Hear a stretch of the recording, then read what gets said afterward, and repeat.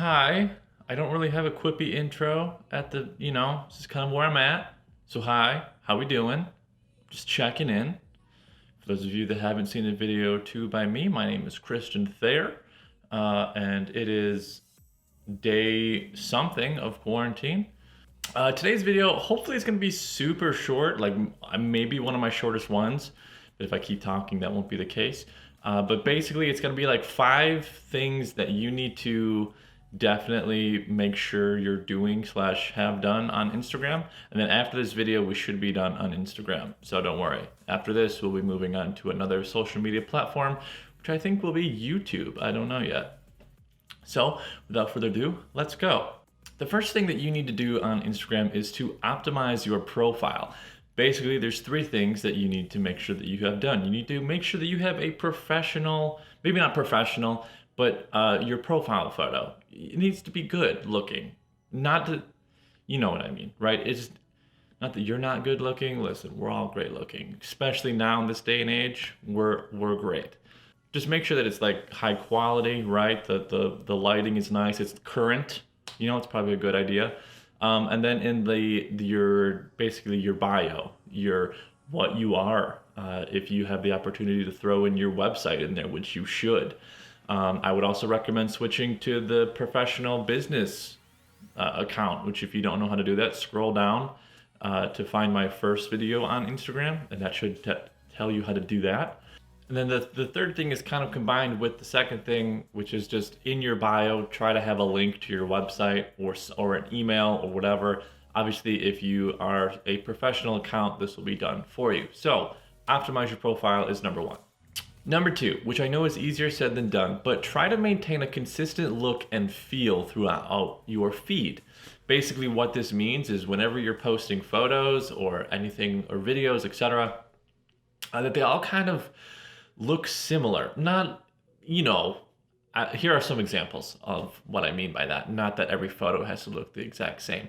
If you want to do some sort of pattern where one day you post a photo, another day you post a quote or something along those lines, you can do that too. People love consistency at the end of the day. And as long as you are consistent in your feed, you should knock this one out of the park. Number 3, and this can also be done on Facebook, but I highly suggest that you study your analytics. Now, you can only view your analytics if you are a professional account. Like I said, go back and watch my first video on Instagram to see how to do that. Why are your analytics so important? Well, they're going to help you figure out if what the heck you're even doing is working. They're also going to tell you who the heck is following you.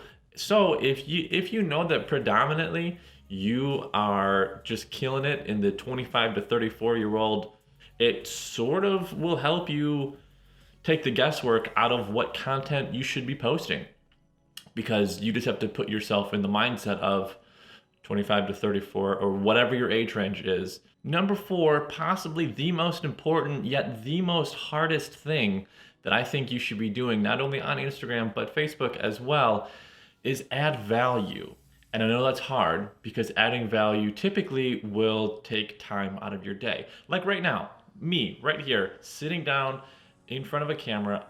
You should see my setup right now. I have a light right there, camera, an external mic, and my laptop is right there, right? That's a lot of work. But guess what?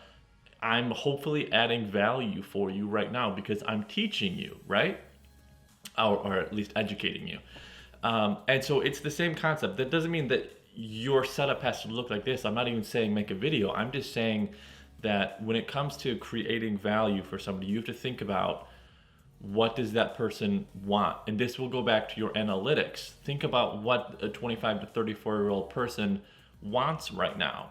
And it doesn't have to be real estate. You guys understand that, right? So just keep that in mind. Think of like whenever you're posting this, like, oh, is this actually adding value? Or am I just posting another meme? Last but not least, stories and story highlights. Now, referencing back to my first Instagram video that I made, I talked to you guys about linking your Instagram and Facebook accounts. If you don't know what the frick I'm talking about, go back and watch it. Wow, that was a really good video, I guess, because I'm referencing it a lot. If you are doing stories, and I recommend that you do, I recommend that you do the stories on Instagram, because what you can do is by doing them on Instagram, you can share them automatically with Facebook. So you're knocking out two birds with one stone. It's easy peasy. And then what you can do on Instagram is you can do these little things called story highlights, which I will basically do a screen recording here of how to do it. It's very simple. Basically what they are is when you go on someone's profile and you see like those little circles right above their posts but below their bio, you can kind of categorize the stories. So if you do like maybe a series on something, or I really don't know what the heck realtors do on a day-to-day basis as much as I should, but it's the same concept. It'll make your profile look more professional, more put together, more nice. So hopefully this video was short. Hopefully it was educational. Until then, stay safe, get some exercise, and wash your hands.